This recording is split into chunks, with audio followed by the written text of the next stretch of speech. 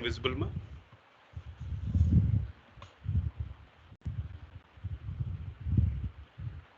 No, sir. No screen visible? Not visible, sir. One second. I didn't share it. Huh? Okay. Yeah. Now? Yes, sir. Okay. Earlier I didn't share, I think. Okay. So, good afternoon. Welcome to the unit number 2.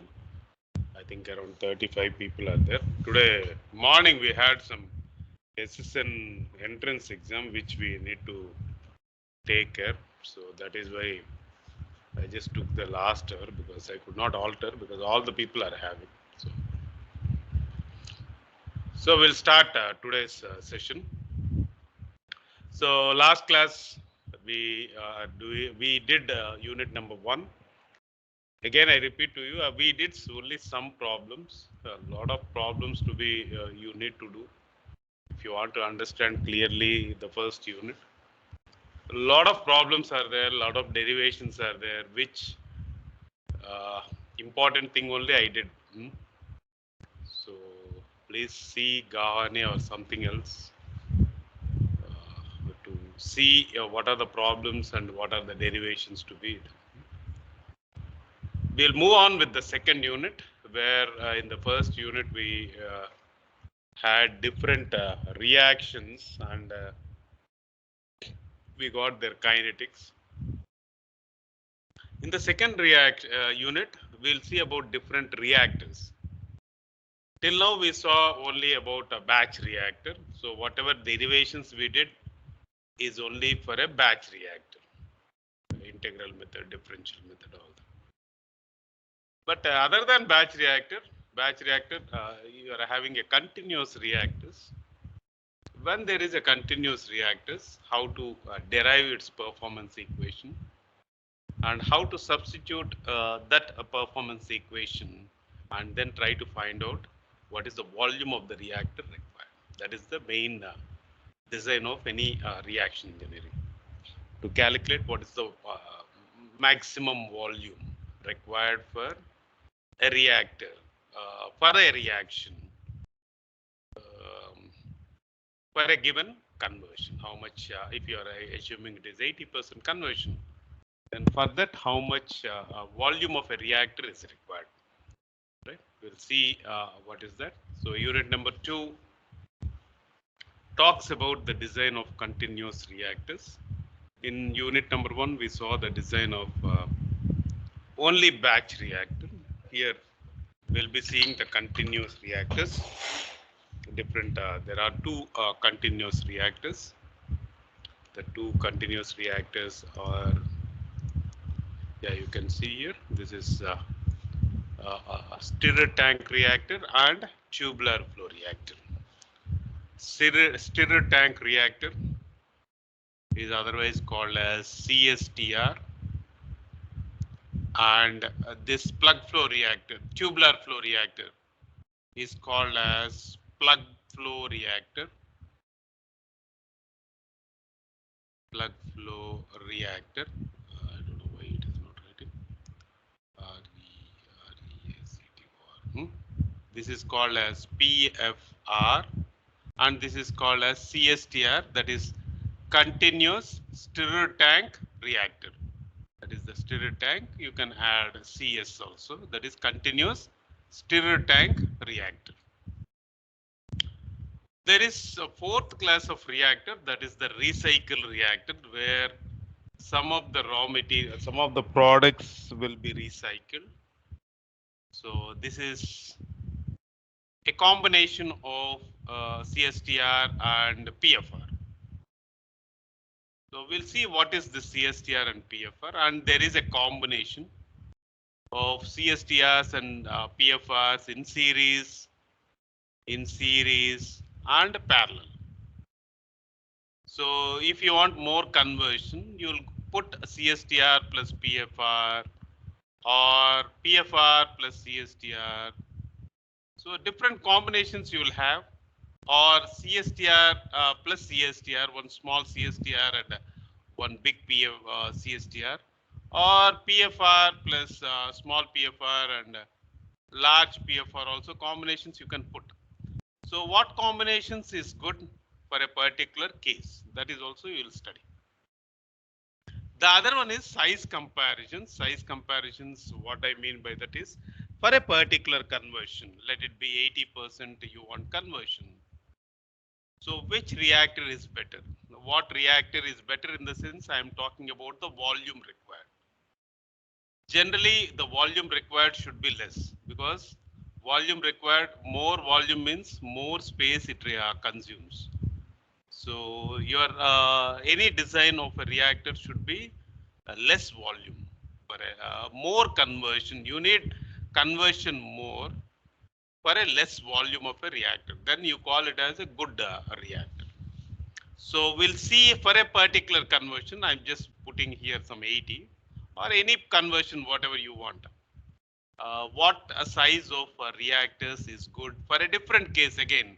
Series reactors, parallel reactors, reversible reactor reactions, irreversible reactions, all that, first order reactions, second order reactions, different combinations you'll get. It's not that every time this is better or this is better.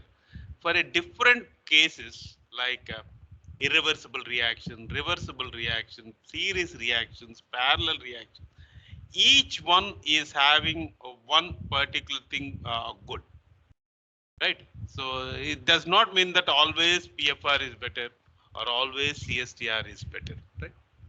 So this is the entire syllabus for the uh, second unit.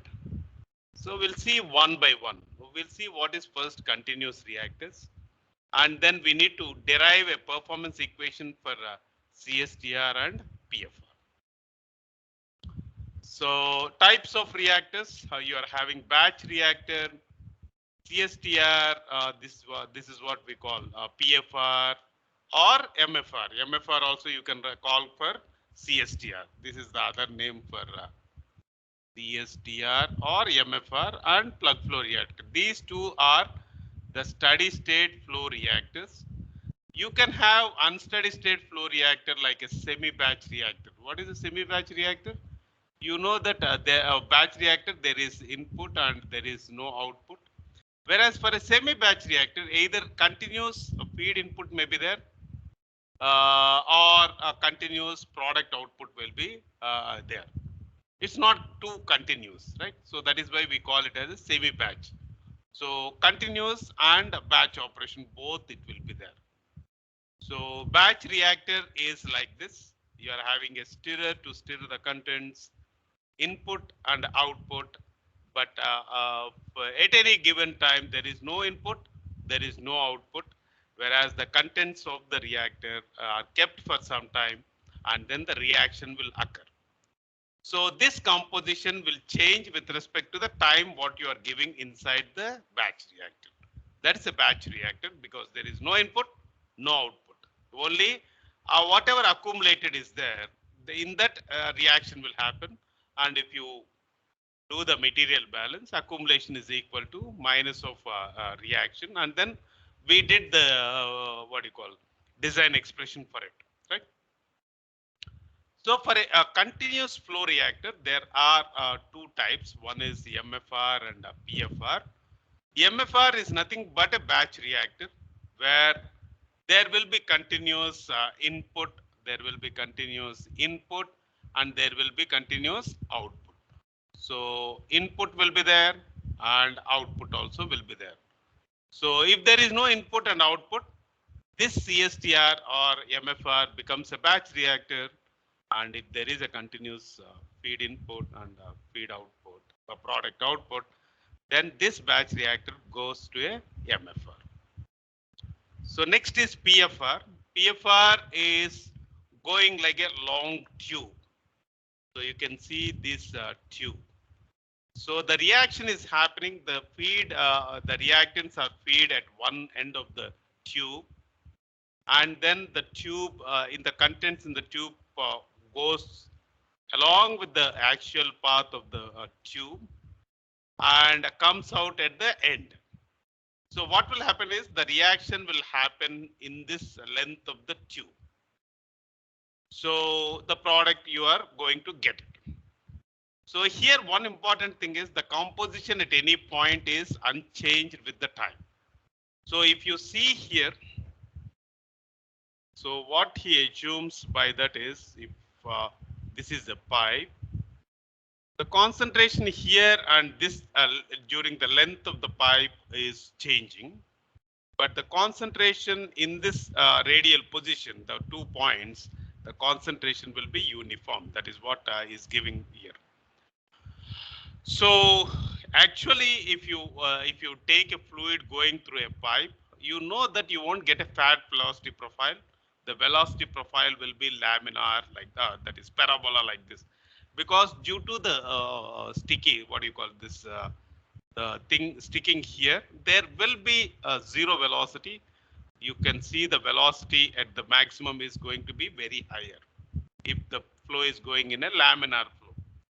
So generally this plug flow, this particular pattern is called as a plug flow pattern. Plug flow in the sense the entire concentration of this particular radial direction, this particular, everywhere you see the concentration should be uniform. But here again the concentration is uniform here, but the concentration here and here it will be different. Whereas in the radial direction, the concentration is uniform, whereas this is the actual direction. In the actual direction, there may be a changing in the velocity, right?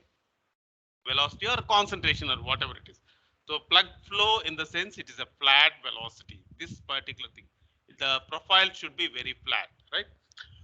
So that kind of thing is plug flow. You can have a semi-batch reactor also, like you can see here B is added where A is present. So it is neither a continuous reactor like this nor a batch reactor, because continuously feed is being added. Accumulated, it gets accumulated. So there is a batch process and there is a continuous process. That is why it is called as a semi-batch. Or you can add both A and B together, whereas there is no outlet at all. This is also volume changes, but the composition is unchanged. Whereas here the volume and composition both changes because A is present here, B is reacting here, and then the composition also changes. You can keep one more way, that is B is constant here, B is continuously going, and the product is continuously removed.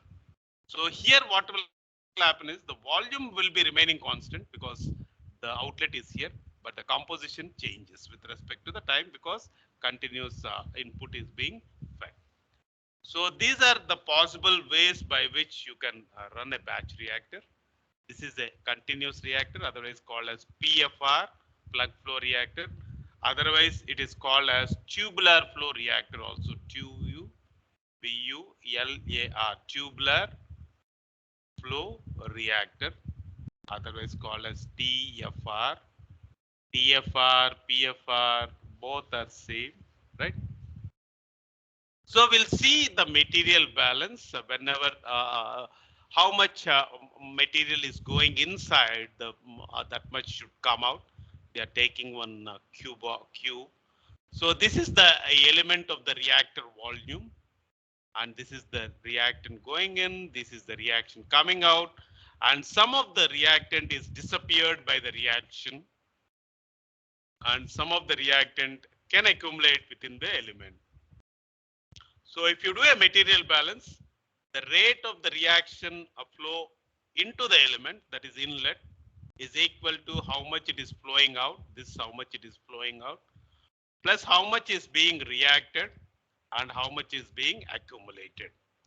So the rate of reactant loss due to chemical reaction within the element, this is nothing but a disappearance, how much the reactant is lost.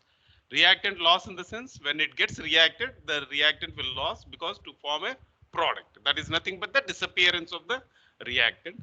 And the rate of accumulation of the reactant in the elemental volume. I'm taking one small elemental volume, which is, this is delta X, this is delta Y, and this is delta Z. Okay. So three some small incremental volumes we will take, right? So we need to do the material balance per mixer reactor and plug flow reactor. Write the expressions for all the four, and then you get the performance equation for mixer reactor and plug flow reactor. Either you can do a material balance, but here as long as we are in a constant temperature reaction, that is isothermal, we only go for a material balance.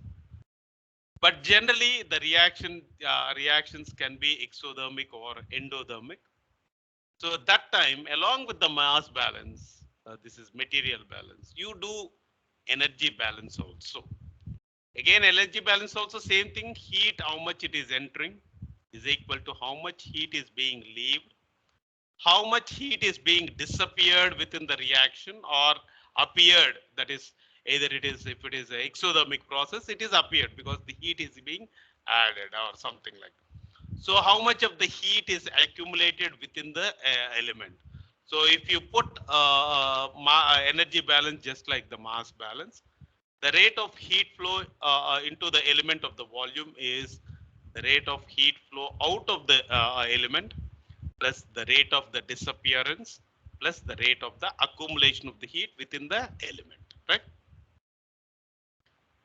So some symbolic representations before we go into this derivation is FA naught. We discuss FA naught as moles per hour because the process is continuous. There is a continuous input, there is a continuous output. So we need one second. Let me.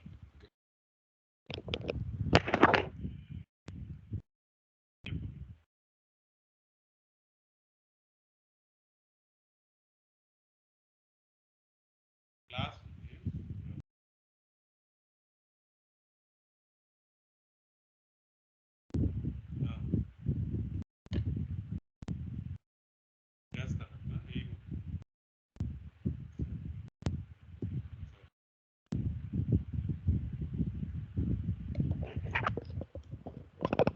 Yeah. So since continuous input and continuous output is there, we are putting FA naught. Naught tells you it is input, and there is no naught, that is the output. This is the usual standard notations. Either you can keep FA or FAF. That is the final, right? So up to you. So FA naught is moles fed per unit time, and V naught is, this is V naught, is meter cube fluid entering per hour. Meter cube fluid entering per hour, that is nothing but the volumetric flow rate. This is the molar flow rate and this is the volumetric flow rate. So you can convert one to the other by just multiplying or dividing with density of the fluid, right? So there are two flow rates, right? In fluid mechanics, you might have studied volumetric flow rate and mass flow rate, right? The other one is CA naught, is the concentration of A in the feed stream. This always not tells you initial, right? Either it is FA or FAF tells you it is final, right? So if this is FA naught is the initial moles, FA is the final moles. You can calculate FA as the final moles if you know FA naught into 1 minus XA, just like what you are writing as CA is CA naught into CA is CA naught into 1 minus XA. Just like that, you can write FA as FA naught into 1 minus XA, just like NA is NA naught into 1 minus XA, right? So once you know the conversion, either moles you can final moles you can calculate, or final concentration you can calculate, or the number of moles which is going per hour also you can calculate. So if there is any ambiguity, we can call FAF. Generally they won't put, but if you want, in some books they will put FAF. VF is nothing but the V naught. This V naught is the volumetric initial flow rate. VF is the volumetric final flow rate. CA is the concentration at the end, so you can call as CAF. Like that XA is the conversion, you can keep as XAF. Here XA we are not putting because initially there is no conversion. So even if you put XA naught, it will be 0. If you want, in some books they put as XA naught, that is 0. That is also you can put, right? So that's up to you. Generally in Levenspill they won't give like that, but in some other books they'll give you this also. These are the general symbolic representations which the symbols will be using in the derivation. Fa naught, V naught, V naught, the difference between this is molar flow rate and volumetric flow rate. The meter cube of fluid flowing per hour. It's always unit that is rate, volumetric flow rate, right? So whenever there is a rate which is coming, it is per second or per hour or per day or per minute or whatever it is. Ca naught is the concentration. Like that, outlet is FAF, BF, CAF, and XAF. In between, there is a volume through which the fluid is reacting. That we generally call as capital V. That is the volume of the reaction or reactive. Okay. So let us see some other relationships between CA and XA. This already we studied in the first unit. Just a recap. We know for a constant density, a batch and flow process, since it is a constant density, that means it is a liquid phase reactions. That is a liquid, generally for a liquid phase reaction, the density is constant. So for that kind of reactions, we can write XA as 1 minus CA by CA naught, because CA is nothing but CA naught into 1 minus XA. So you can take it as XA as 1 minus CA naught by CA. And if you differentiate this, dXA is minus dCA by CA naught, because CA naught is going to be constant. dCA differentiation is minus dCA. One, it is a constant, so differentiation will be 0. So from it, either we can write XA or we can write CA by CA naught as 1 minus XA. From this, we can calculate dCA. dCA is nothing but if you differentiate this, this is a constant. You take this side. So CA naught into dXA minus CA naught into dXA. So in integral method, either you can integrate with respect to concentration or with respect to the conversion. So based on that, you have to change, right? This already we saw in the previous, 1 second.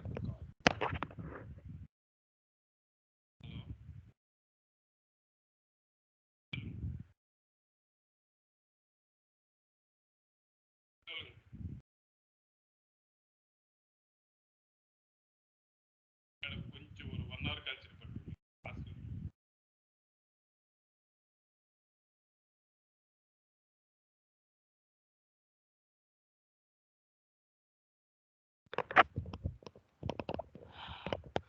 So minus dCA is minus CA naught into dXA. This already we saw in derivations how to convert this. Whereas for a constant density process or a variable density process, we know that expansion factor is this. Generally for a constant density process, your expansion is 0, right? So because the liquid cannot be get a compressed. So V of XA is 1 minus V of XA is 0 divided by V of XA is 0.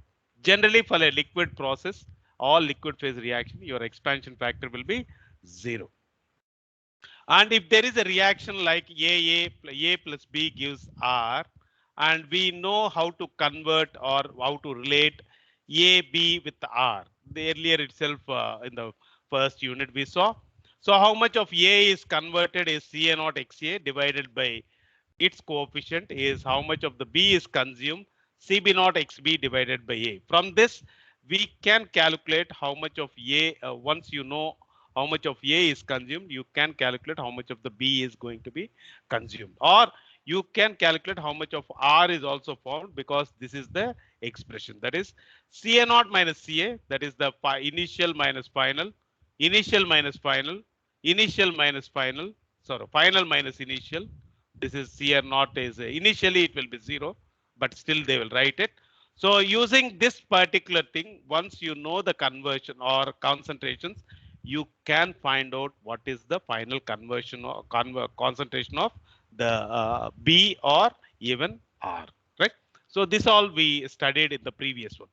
Now, if there is a volume which is going to change for a gas phase reactions, how this particular thing will change, right? That is what, because we know that this will come into picture, extra term. That is what we'll see.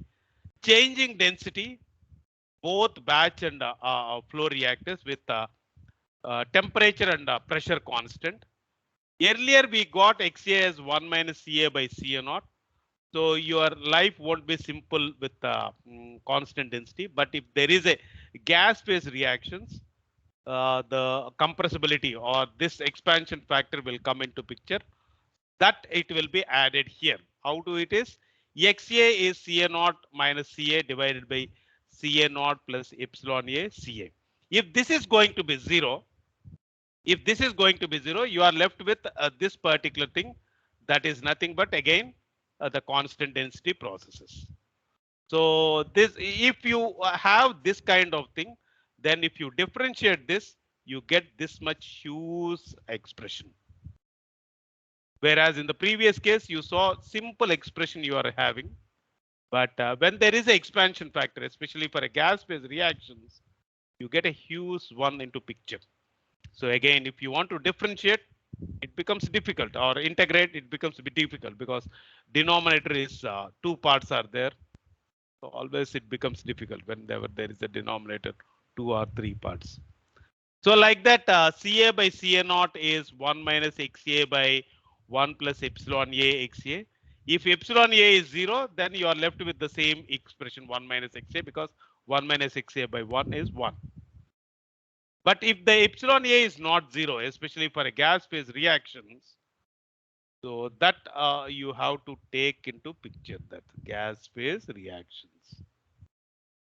So this becomes very difficult, because it's not that big. Again, there are two terms in the denominator. So if you are doing an integral, this denominator will be squared like this. You can see when you are taking a differentiation to this, this becomes squared. And again, if you want to integrate, it's not that easy again. So always, that is why gas phase reactions, you have to be very careful with the expansion factors. So where gas phase epsilon A is this particular thing is not equal to 0 for a changing density or gas phase reactions. Again, if you want to relate A and B, like same like this reaction, if there is a constant volume, that is constant density, liquid phase reaction, your expression looks very simple. But if there is a volume which is going to change, not that is the gas phase reactions, you can see this big thing will come into picture. So epsilon A XA is epsilon B XB, like that. You get the coefficient here, epsilon A by CA naught is this particular thing.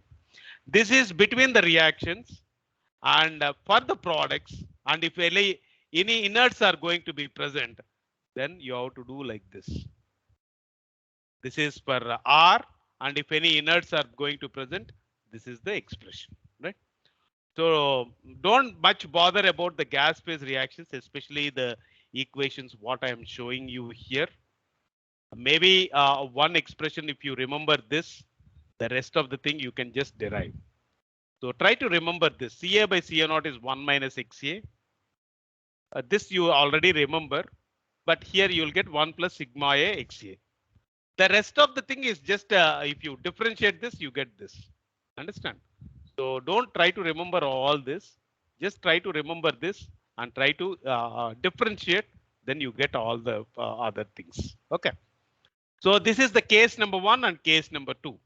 In this particular thing, in the reactions. So now we are seeing about different kinds of reactors.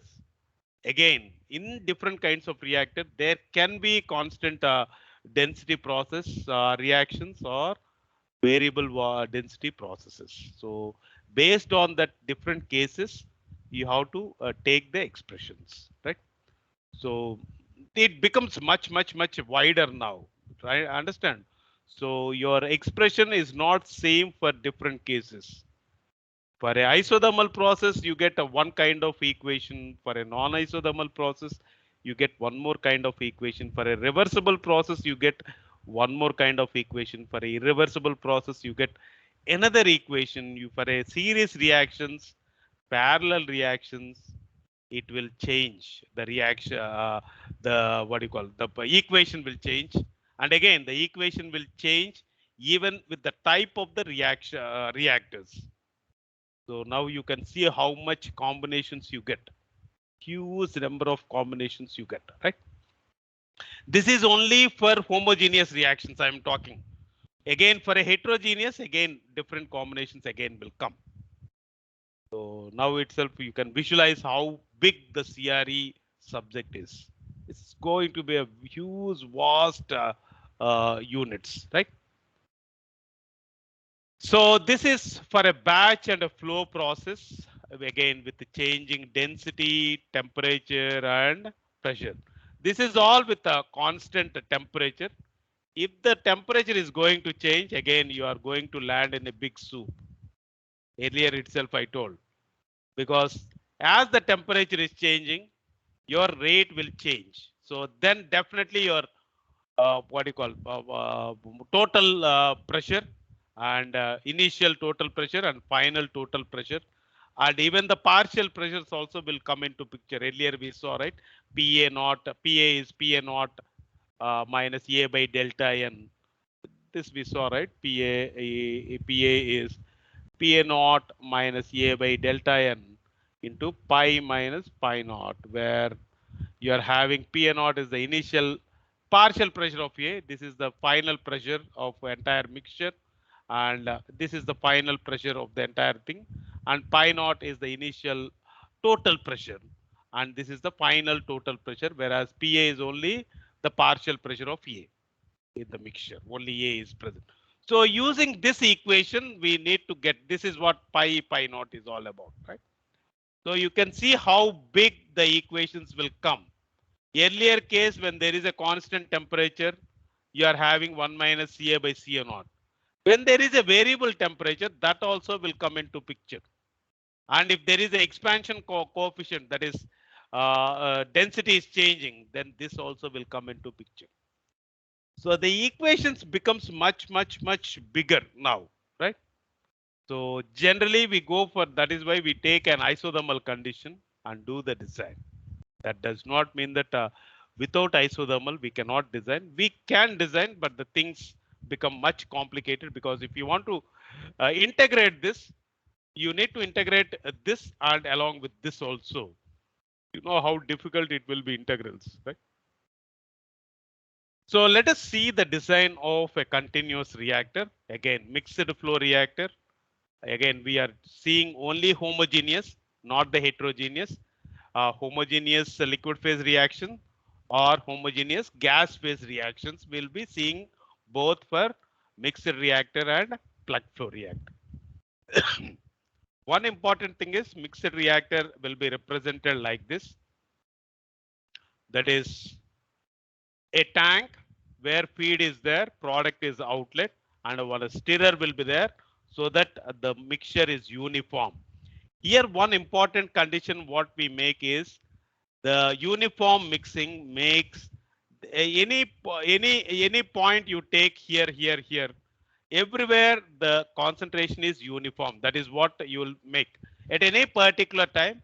There is no variation in the concentration, and the concentration of whatever you are taking here, it will be same as this particular thing, whatever is inside. This is the assumption which you will make for mixed flow reactor. As a plug flow reactor, there is a constant input, there is a constant output. Here, there is no mixing, we call. Mixing is not there in the actual direction. This direction is the actual direction. So if you are assuming two molecules, this molecule is going like this and this molecule is going like this, there is no mixing between these two. That is what we call. This is called as actual mixing. There is no actual mixing, just like in fluid mechanics, you are assuming it as a laminar flow. So laminar, each thing is going like a streamline. this streamline will not mix with this streamline. That is what we call. So there is no actual mixing, but in radial mixing, this particular thing and this particular thing, the mixture can mix in this direction. That is what we call. But in actual direction, there is no mixing. That is what one assumption you will make here. But the concentration will change in this particular direction. There will be some concentration here in this with the length of one more length, there will be concentration different. But in this direction, that is in the perpendicular direction, there is concentration uniform. That is what you make that assumption, right? So now it is up to you to understand why we make that assumptions. I won't tell now why we were making that assumptions. So it is up to you to think why these assumptions are making and then tell me, because we make assumptions to make our life simple. It's not that generally we will write that we are assuming ideal gas law or something like that. Why we assume is more important, right? Here, why we are assuming that the concentration, outlet concentration is equal to inlet concentration for a mixed flow reactor. The other one is here, there is radial mixing, whereas actually there is no mixing. That is the assumptions of plug flow reactor, right? So these two things keep in mind, try to get the answers, and if you want, we can have a discussion on that, right? So we'll go for the next one. So again, here you can see mixed flow reactor, uniformly mixed, same composition everywhere. Everywhere in the sense the composition. If you take a sample here or a sample here or a sample here or a sample here, at any particular time, the concentration is going to be uniform. That is the assumption which you will make. And one more is whatever concentration with what concentration is going at that particular time, the concentration of at this and this will be same. That is what you are assume. Uniformly mixed, same composition everywhere within the reactor and at the exit. Whereas in plug flow reactor, fluid passes through the reactor with no mixing of earlier or later entering fluid. So one fluid is going like this, another fluid is going like this. This fluid will never mix with this. This is called as earlier and this is called as later. So this is entering first, that it will leave first. Just like a queue. Just like a queue. You are going in a queue. The fellow before fellow, if he leaves out only, you can leave. Okay, there will be some bypassing. I am definitely telling. There will be some people in the queue who just bypasses. But ideally, if you are going to be in a queue, then the fellow before fellow who came stood first. Once he leaves only, you can leave, right? That's how it is in the plug flow. So there is no mixing. That is, this fellow will not bypass this and come to the first, right? That is what is the assumption. With no overtaking, there is no overtaking that the particle which is entering late, it is coming out first. The particle entering first will come out first. The particle entering late will come out late. That is what no overtaking. If it is as the same moving fluid in a single file through the reactor. So it goes in a perfect plug flow like this. That's all. No stopping anywhere and just going out. So if there are 4 molecules or 5 molecules like this molecule is entering first, that molecule will leave out. This molecule is entering second, that molecule will go out second. It's like that. It's not that late particle is coming, bypassing and come out first, right? So this is plug flow is just like a passing through a queue to be visualizing in a particular thing, right? So there are disadvantages and advantages for both the thing. We'll see mixed flow advantages. The more advantages and disadvantages you will understand when we are doing the derivations and all, right? So first, the advantage is easy to maintain, a good temperature control. This is a very important point for mixed reactor. So same thing you can write as a disadvantage to PFR, right? So easy to maintain, good temperature control within the reactor, Whereas in PFR, this temperature control you cannot do because there is no mixing at all. That is why, that is the reason why good temperature control is good here. Possible to operate the reactor under isothermal conditions, even with the heat of reaction is high. Whereas in PFR, this you cannot, it is very difficult to operate in a isothermal condition, especially. Here it is low cost of conversion, construction, provides long residential time due to large volume of CSTR. So one important thing, long residence times, optimum temperature for a long residence times. This optimum temperature and all that we will discuss more about this when we go for fourth unit. Because it is difficult for me to tell you what is this optimum temperature and all, unless we get the exothermic reactions into picture. That is, that temperature effects into picture, right? This remember that this we will see in the fourth unit. What are the disadvantages? The conversion of the reactant per unit volume of the reactor is very small. The conversion in a PFR, MFR is very less. Comparatively, PFR will give you more conversion. Why we get conversion less? That is one important question which you need to answer. So think about here there is a mixing, there is no mixing. So why the conversion in a reactor will be very less, especially this? It's a very important question. So which you need to answer, right? Not recommended for high pressure operations. This is one important thing. Not suitable for the reactions with the high heat effects because low area of the heat transfer is there. This all you'll understand when we go for a design, right?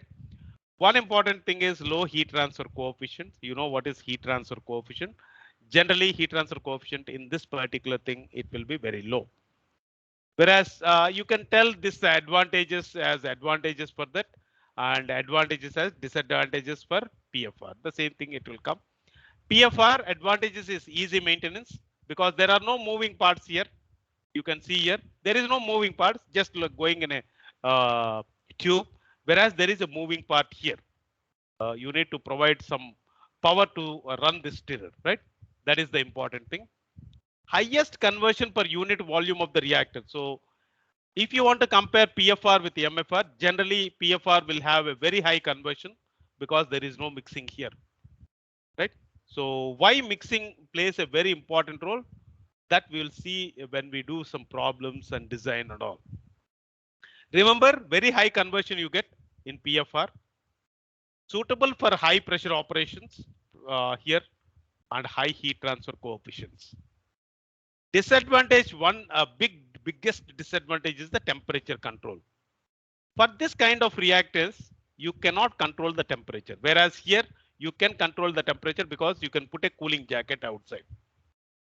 So the moment you are putting a cooling jacket, the temperature gets controlled. But here it's very difficult for you to put a cooling jacket or even that because there is no mixing at all. There will be some temperature hotspots. One particular place will have high temperature and the other particular place will have a low temperature. But here the entire reactor can be at the same temperatures. So we call this as temperature hotspots will be there. Whereas here there you get a uniform temperature. So that is the biggest disadvantage of PFR, even though the conversion is very high. Yeah, that's what here. Hotspots can occur with the exothermic reactions. Right. So these are the advantages and disadvantages. One more important topic. This will be the last slide. I will just stop here. Space time and space velocity. It is the time necessary to process one reactor volume of the feed. That is the space time. Tau is V by V naught. V is the volume of the reactor and V naught is the volumetric flow rate. This is the volume of the reactor divided by volumetric flow rate. So this is nothing but meter cube and this is nothing but meter cube per second. So meter cube cancels, you get second. Tau is nothing but second. What is tau? Tau is the space time, is the time necessary to process one reactor volume of the feed at a specified conditions. There is one more space velocity. It is nothing but the inverse of tau. That is what we call 1 by tau. That is nothing but V naught by V. That is the volumetric flow rate divided by the volume. You can calculate the volumetric flow rate like this, Fa naught by Ca naught. This we'll discuss when we go for the design. So we can write a space time as Fa naught by Ca naught into V. This conversion, all that we'll see when we go for the design, right? So remember space time and space velocity. It is nothing but inverse, space time inverse is space velocity. Then what will be the unit for this? Unit for this is second. So space velocity will have a unit of second inverse or minute inverse or whatever it is. Okay. So how to calculate the space time? V by V naught. Volume by volumetric flow rate will give you the space time, right? So I'll stop here. Then next class we'll go for the design of MFR or CSTR, and then we'll go for the PFR design. Okay, I'll stop here. Discard. Yeah, I think what is his name? Guru. You can take the attendance. 55 people are there. So any doubts? Yeah, I can clarify your doubts Noted, if you are any doubts. Okay, you take the attendance. So thank you for joining. I think Wednesday we'll not have the period. I think only Thursday afternoon we'll have. Exam will be for 50 marks. Already I uploaded that in CRE1 CAT 1. So it will open at 8:30. I gave till the time of 10:30. 10 o'clock is the actual time. So I gave half an hour. So do write everything on a paper and then just upload in that. Okay. Any doubt on the question paper or something like that? It is only the first unit which I gave the questions. So 12 multiple choice are there. Just you write A, B, C, Ds in a paper and then just like assignment you can write. So number it properly. 1 to 12 is part A. Then 3 questions in part B and 2 questions in part C. Yeah, any doubt, ma? And one more thing is that tutorial I somehow morning I did some nonsense thing and I somehow it got deleted. So I already sent to you as a chat. Please try to upload again. Those people that 10 people who didn't upload, please you also try to upload. I gave the time till tomorrow. Please try to upload because since you are already scanned, so no problem for you to just upload it. I think hope some people already uploaded. So rest of the people also you upload. If you upload, you will get 10 marks, right? So like that, I will give some more assignment later. So this is the easy way to score for you marks. Okay. With this, I stop and thank you for joining. We'll meet on Thursday. Thank you. Sir. Chal.